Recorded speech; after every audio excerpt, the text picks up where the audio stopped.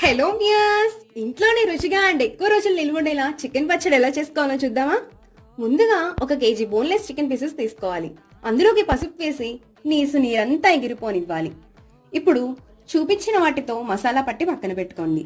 ఇప్పుడు మరో గిన్నెలో 200 గ్రాముల నూనె వేసుకుని చికెన్ ముక్కలు గోల్డెన్ బ్రౌన్ వచ్చేదాకా వేయించుకోవాలి.